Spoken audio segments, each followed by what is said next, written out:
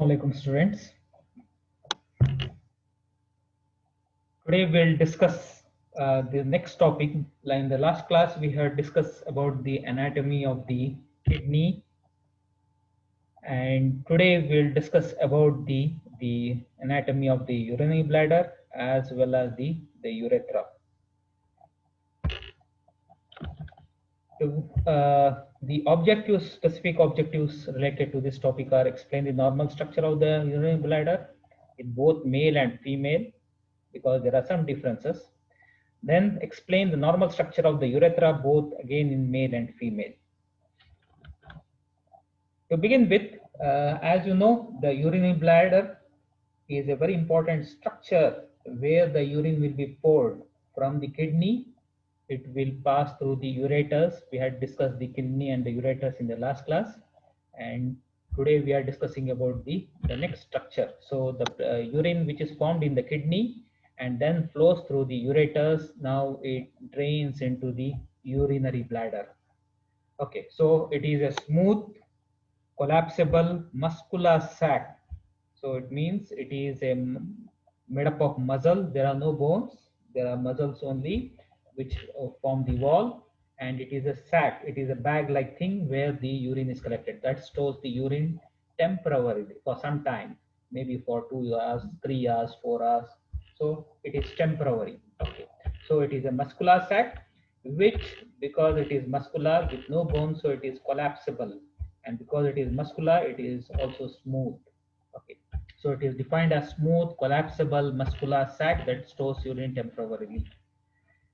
Coming to this side, this empty, when the urinary bladder is empty, in case of adult, the bladder is located retroperitoneally, means it is behind the peritoneum. Retro means behind, peritoneum means the peritoneal fold which is in the abdomen. So it is behind the peritoneum on the pelvic floor. Let me later will show you where is the pelvic floor. So it is sitting on the pelvic floor, just posterior to the pubic symphysis, just posterior to the pubic symphysis. If you see here, this is the pubic symphysis. This is the side view of the urinary bladder. This is the urinary bladder here. Okay, so just behind, this is the bone in the front.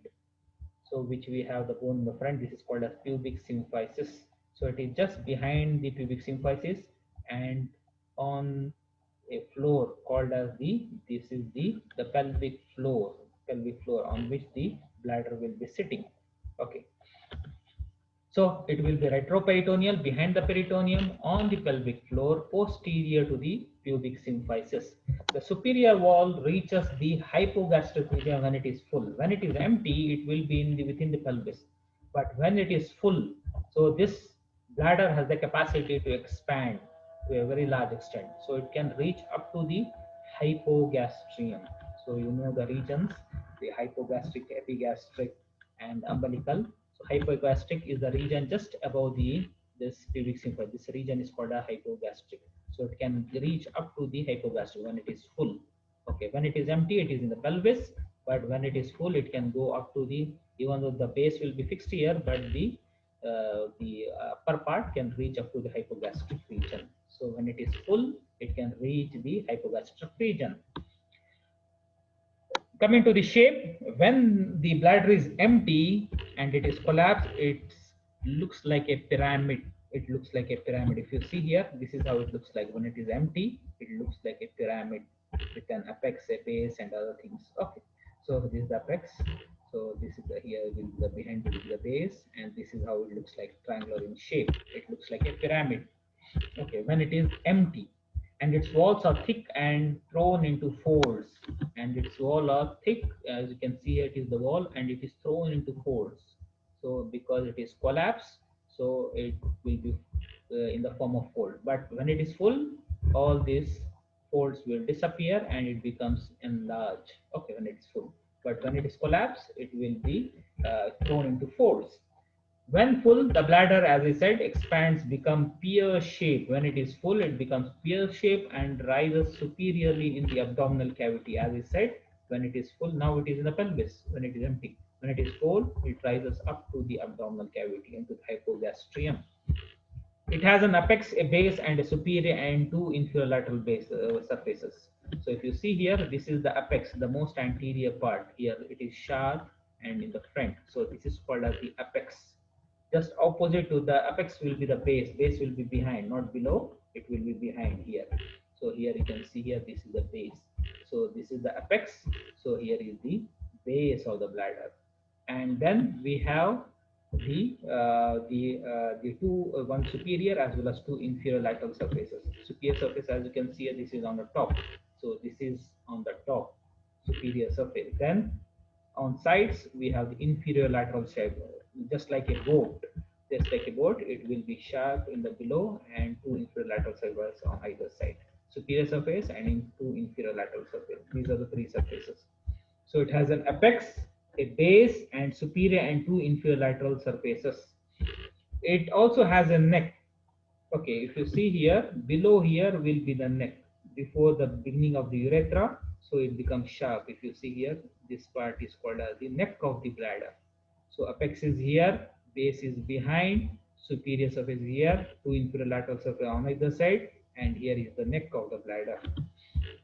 The apex of the bladder points anteriorly and lies behind the upper margin of the symphysis pubis. As you can see here, the apex is pointed and it is directed upwards, forwards, and just behind the pubic symphysis. So this is how it is directed. Okay. It is connected to the umbilicus by the median umbilical ligament, a very important remnant of the urachus. So it is attached to the umbilicus. If you see here, it is going in the front. So this is called a median umbilical ligament. It goes up and it gets attached to the umbilicus. Why this is important? Because it is a remnant of the urachus. Urachus is in developmental stages during the fetus. This is the way through which all the feces will come out, the urine will come out. Now it is closed, but sometimes it can be patent. Sometimes if this remnant of the urachus remains patent, then the urine starts flowing through the umbilicus. That is called as weeping umbilicus. You will study later when you go to the clinical side. At the time you will study about the weeping umbilicus, where the urine starts flowing through this umbilicus because of the patent median umbilical ligament, that is the urachus. Okay.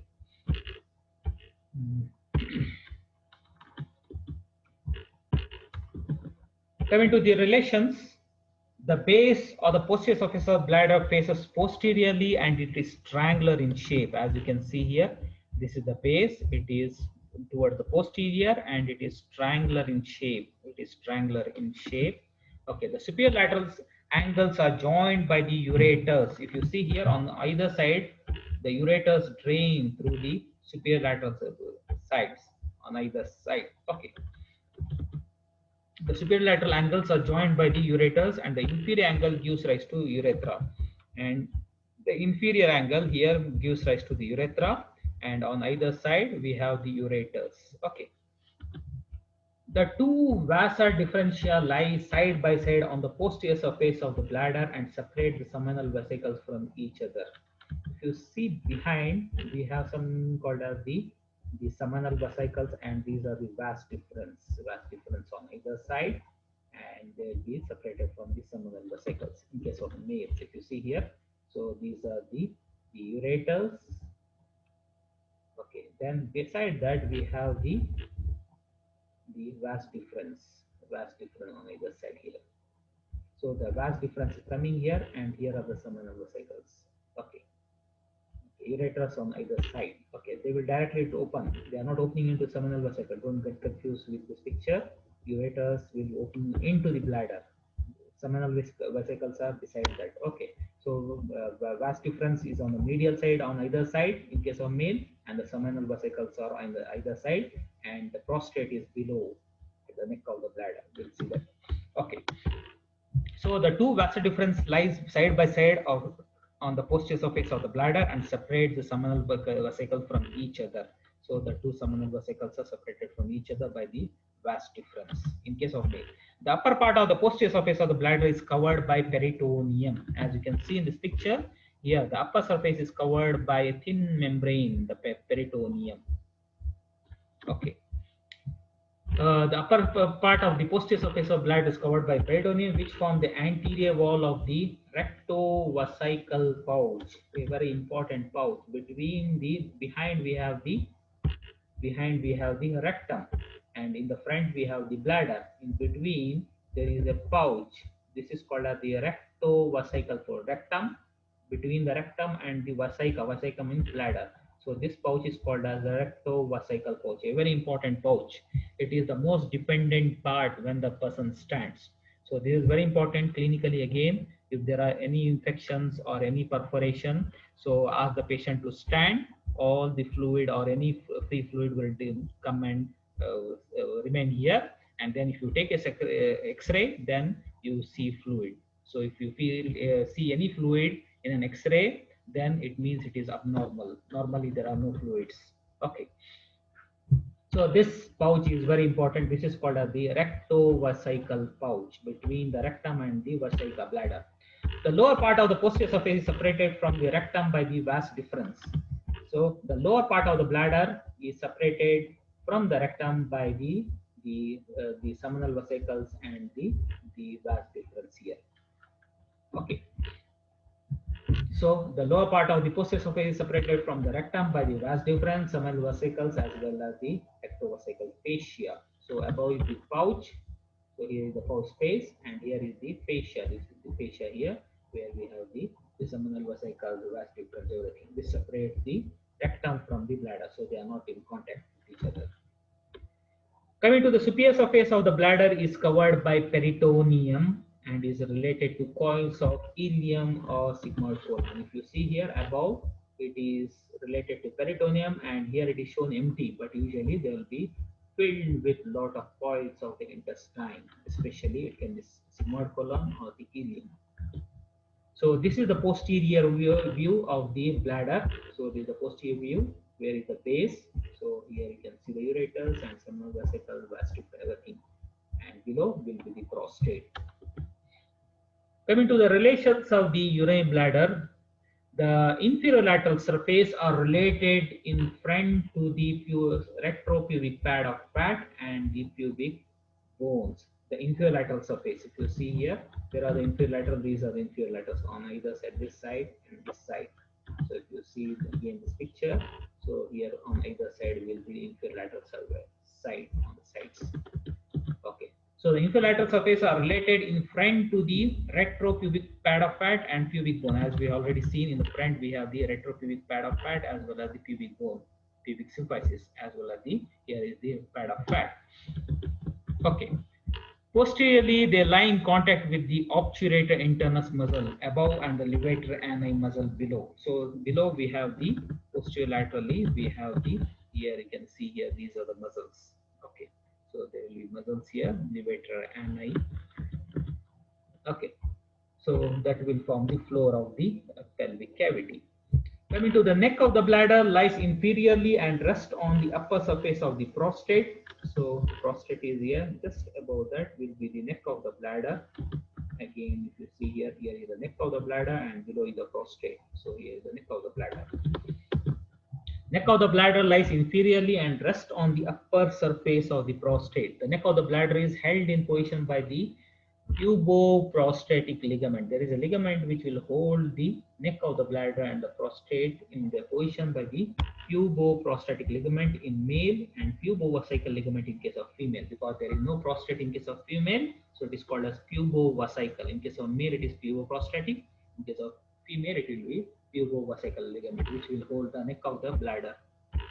When the bladder fills, the posterior surface and the neck remain more or less unchanged in position, but the superior surface rises to the abdomen. As I showed before, the posterior surface and the neck, everything remains same, but the upper surface will enlarge and bulge into the abdomen when it is full. Okay, so here again you can see here, this is in full, the bulge is there on the superior surface. So these are the inferior lateral surface. Here is the neck of the bladder, and this is the female urethra. Okay. So here you can see here, these are this is the pelvic floor. There is no prostate, so it means it is female urethra.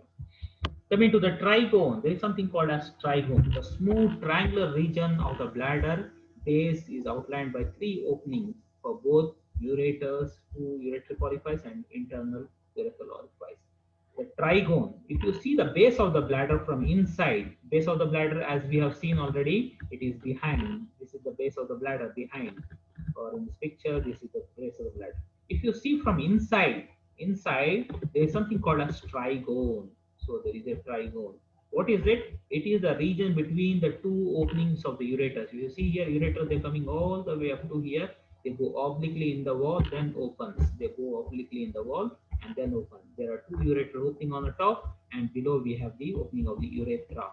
So between these two ureters and urethra, this triangular region is called as trigone. Trigone. Tri means, again, as you know, three structures. So it is between the three structures, two ureters and urethra. So it is called as trigone. Trigone can be seen from inside. Okay. Trigone is the smooth triangular region of the bladder base, is outlined by three openings, two ureters, ureter polypus, and internal urethral orifice. The ureters pierce the bladder wall obliquely. As I said, the ureters open into the bladder, not directly straight, but they go all the way into the wall obliquely, then open. They also go through the wall obliquely, then open. Okay, this is important because, and this provides a valve-like action because it passes obliquely. This acts like a valve, okay, which prevents reverse flow of the urine towards the kidney as the bladder fills. So it prevents a reverse flow whenever the bladder fills and tries to contract to release. So it is prevented from going back into the ureters because it is oblique placed within the wall. Okay, so it acts like a valve-like action. Is it clear? Any doubts till here? Any doubts? So if you have any doubts, you can stop me anytime in between and you can ask for the questions. Okay. The wall of the bladder is composed of three layers: a mucus containing the transitional epithelium, a thick muscular layer called as the detrusor muscle, as well as the fibrous adventitia. So if you see the wall, inside it is mucous membrane, which is folded into multiple folds. Then we have a muscle in the wall. This is called as the detrusor muscle. Detrusor muscle. And even the epithelium is very special here. This is called as urothelium, or is also called as transitional epithelium, because it has the capacity to change its structure, okay, and layers. So whenever the urinary bladder structures, it decreases in number of layers. So it is called as transitional epithelium, or it is also called as urothelium. Okay, it is lying inside. Then we have the thick detrusor muscle here between, and outside we have the adventitia. Now coming to the differences between the male and female bladder. So what is the difference? Okay, one is the side. Because of the absence of the prostate, the bladder lies at a lower level in the female compared to the male. Okay, and the neck rests directly on the upper surface of the urogenital diaphragm. So because of the absence of the prostate in case of the female, the bladder lies at a lower level than the male. Okay, so as you see again, going back to this picture, so if there is no prostate here, so the bladder will come down and it lies on the floor here. Okay, so there is no prostate in case of female, so the bladder will be much lower in case of the female than the male. Okay, and rise directly on the urogenital diaphragm as I showed you. So this is the urogenital diaphragm here. So this is the urogenital diaphragm. So there is no prostate, so the bladder will come down and it will be much lower level. Okay. The close relationship of the bladder to the uterus and the vagina is of considerable clinical importance. If you see in case of the female, so in between the rectum and the bladder, in male there is nothing except the seminal vesicles and vas deferens. But in case of female, we have the uterus as well as the vagina, which is between the rectum and the bladder in case of female. So the posterior relation becomes very important. The base or the posterior surface is separated by the vagina from the rectum. So the rectum is separated from the urinary bladder by the vagina here in between. Okay. The posterior superior surface is related to the utrovesical pouch. I said in case of male it is retrovesical pouch, but in case of female, because uterus in between, so it becomes utrovesical pouch between the uterus and the bladder. This becomes mm, the utrovesical pouch of the peritoneum and the body of the uterus. Okay, so it is between the body of the uterus and the bladder. This is called as, not called as the rectovesical, but it is called as utrovesical. Uterus and vesicle, and between there is a pouch.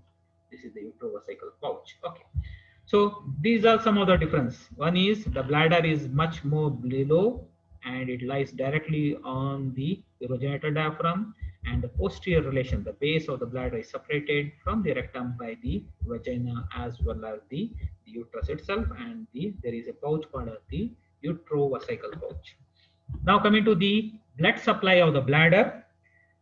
So the arteries supplying the bladder will be the superior and inferior vesical arteries, branches of the internal iliac artery. If you see here, this is the common iliac artery. So it divides into external and internal. Internal gives rise to some arteries here. These are called as the superior and inferior vesical arteries, which are branches from the internal iliac artery. This is the internal iliac artery. Veins, the veins form the vesical venous plexus that drains into the internal iliac vein. So the veins will form a plexus around the bladder and then drain into the internal iliac vein. Just beside this artery, there will be internal iliac vein. Coming to the lymphatic drainage, it will be to the internal as well as external iliac group of lymph nodes. There will be group of lymph nodes here. Near the internal iliac artery, there will be internal iliac group of nodes, and near the external, there will be external iliac group of nodes. So the bladder will be draining into this group of lymph nodes. Coming to the nerve supply, it will be by the inferior hypogastric plexus. Around the bladder, there will be a plexus which will supply the bladder, that is called as the inferior hypogastric plexus. How it is formed? It is formed of sympathetic as well as the parasympathetic nerve. The sympathetics will inhibit the contraction of the detrusor muscle of the bladder and stimulate the closure of the sphincter vesicae. So the sympathetic nerves will prevent the contraction of the detrusor muscle and they close the sphincter, so it helps in the retention of the urine for a long time. Parasympathetic is just opposite. The parasympathetic nerves stimulate the contraction of the detrusor muscle, this muscle, and the sphincter inhibition. The sphincter is not stimulated. So what happens? There will be urine will come out. So there is contraction of the bladder, and the sphincter is relaxed. So this will help in the passing of urine. Parasympathetic helps in passing urine. Sympathetic will stop the urine, retention of the urine. Okay. Coming to the second part now urethra. We will discuss completely about the ureters. If you have any doubts up to here, the bladder, you can ask me. If not, we'll continue with the urethra. Any doubts? Okay, going to the urethra now. So urethra is a thin-walled muscular tube that drains urine from the bladder and conveys it out of the body. So as we saw here, so here will be urethra. So urethra is here. So the bladder will push the urine through the urethra outside into the outside world. So there are differences in both the male and the female, especially the length and function of the urethra differs in male and female. In case of female, the urethra is very short, just 3 to 4 centimeters. As you can see in this picture, it is very short. In case of female, it is short and it is just 3 to 4 centimeters long, and fibrous connective tissue binds it tightly to the anterior wall of the vagina. As you can see here is the vagina, so it is tightly bound to the anterior wall of the vagina. But in case of female, the urethra is very long, almost approximately 20 centimeters long, and has 3 distinct regions. As you can see here, this is in case of the female, very short urethra. This is in case of male, it is a very long tube, almost 20 centimeters, from the bladder all the way passes through prostate and other structures. So it is divided into 3 distinct regions. We will come to it within a short time.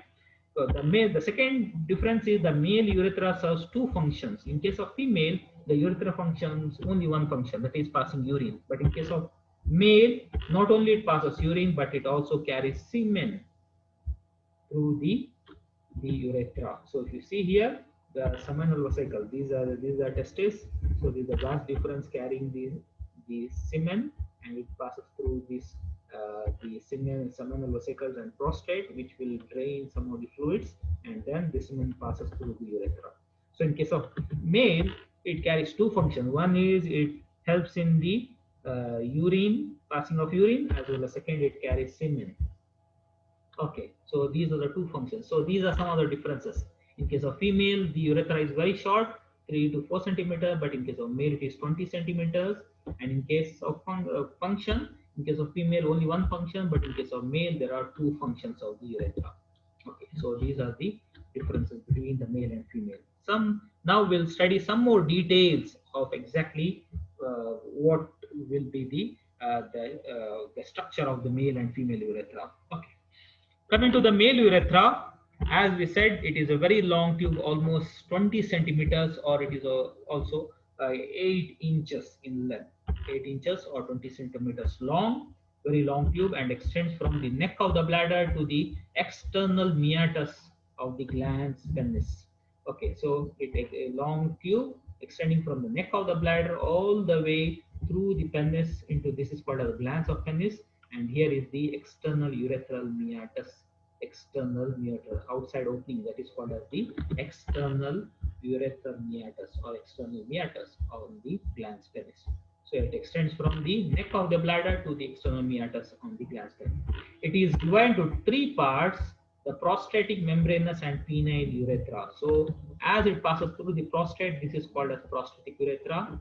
The part which passes through the penis, this is called as penile urethra, and the part which is in between these two is called as the membranous urethra. Membranous urethra. So prostatic urethra, membranous urethra, and the penile urethra. This is how it looks like. From the bladder, it is passing through the prostate. So this part is called as the prostatic urethra. The part which is very short and passes through the pelvic diaphragm, then it is called as the membranous urethra. And the part which passes through the long tube part, which passes through the penis, that is called as the penile urethra, or also called as the bulbous urethra.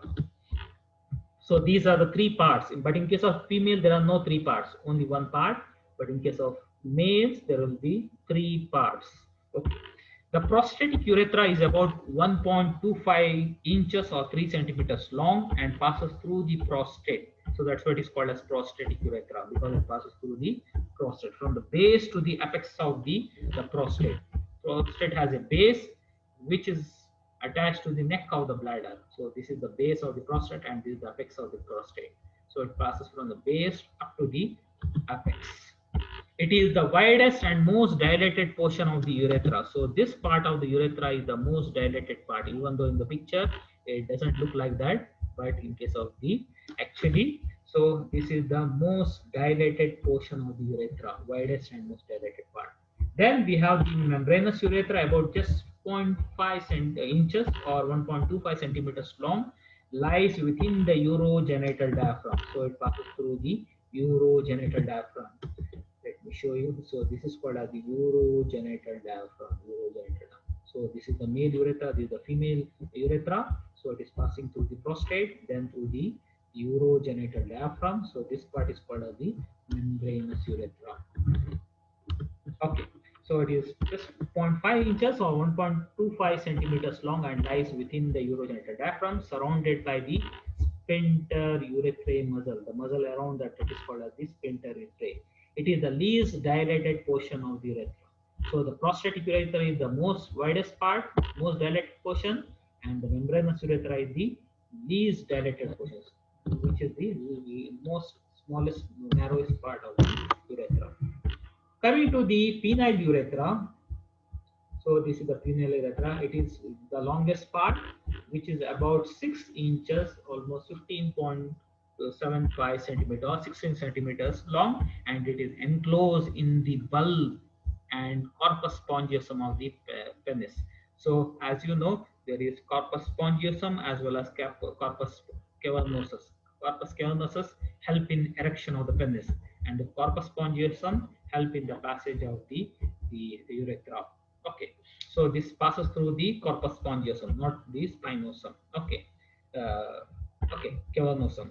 Corpus not in the corpus cavernosum, but it passes through the corpus spongiosum. So this is the male urethra, which is the penile urethra. The external meatus is the narrowest part of the entire urethra. Out of the whole urethra, the smallest part will be at the opening here outside. That is the narrowest part. That is called as the external meatus. Is the narrowest part of the entire urethra. The part of the urethra that lies within the glans penis is dilated to form the fossa terminalis, navicular fossa. If you see here, just before the external meatus, there is a part, dilated part. This is called as the navicular fossa. The part of the urethra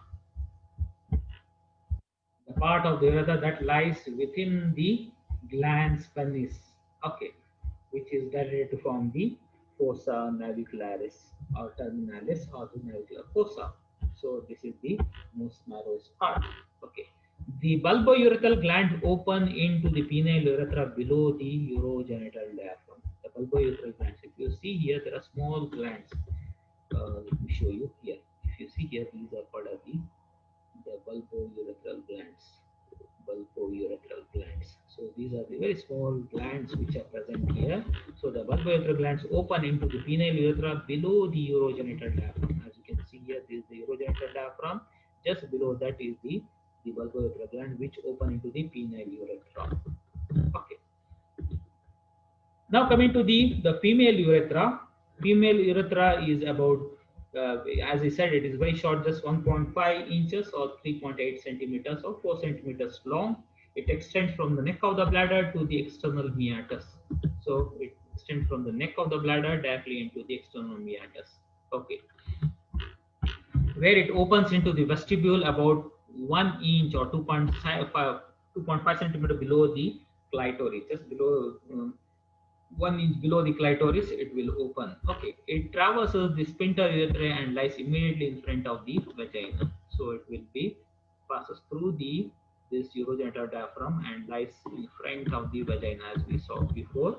So it will lies just in front of the vagina. So this is the female urethra. Okay. At the sides of the external urethral meatus are the small openings of the ducts of the paraurethral glands.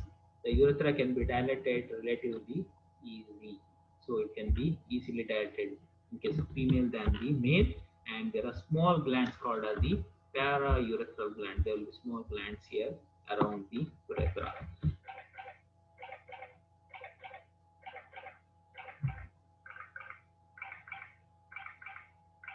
Just a minute.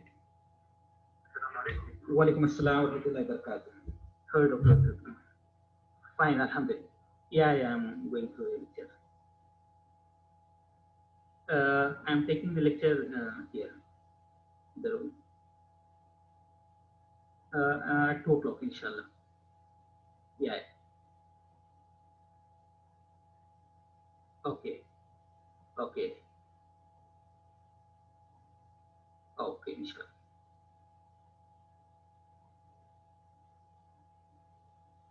Okay. Okay. Should I come and meet you? Oh.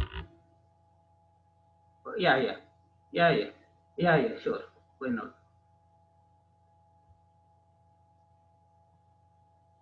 Okay, inshallah. Okay, sure.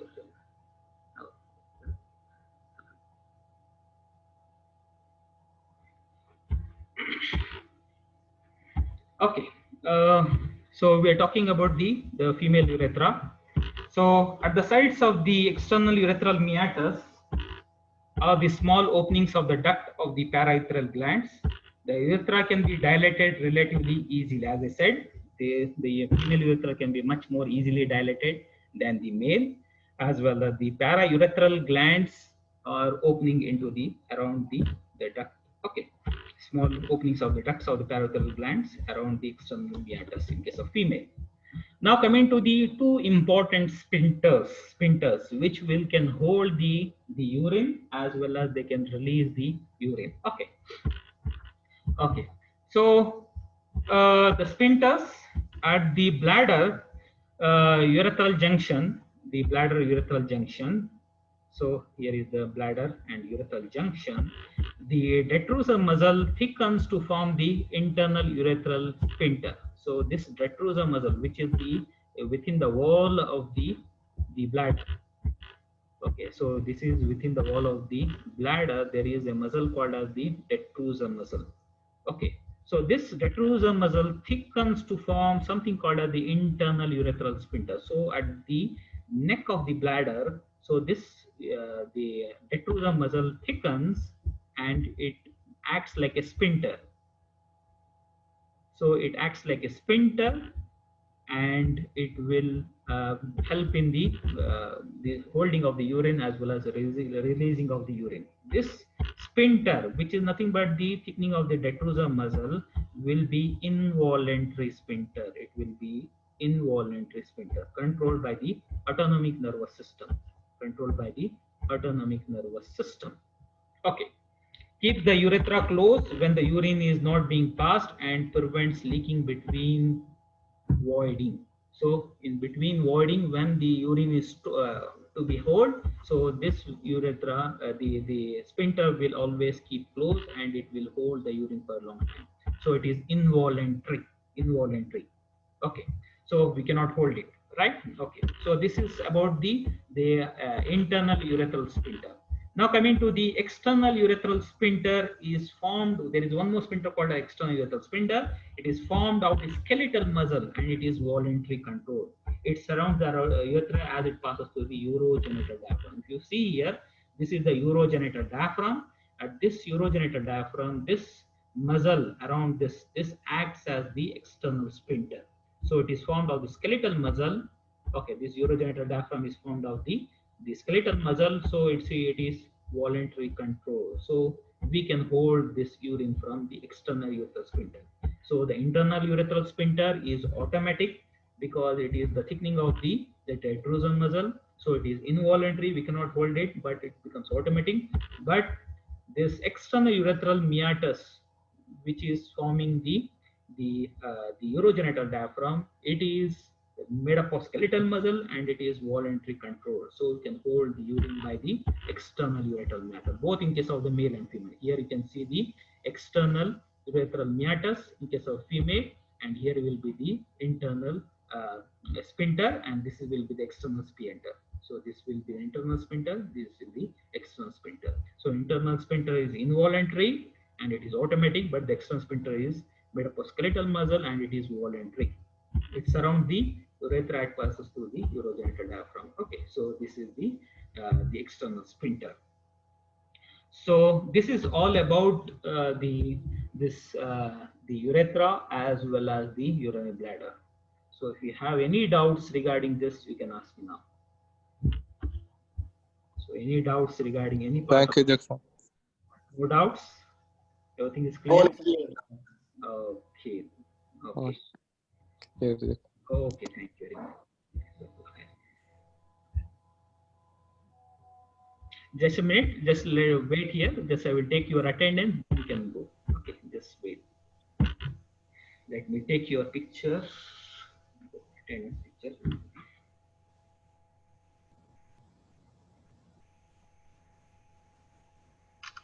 Okay. Okay, you can go now.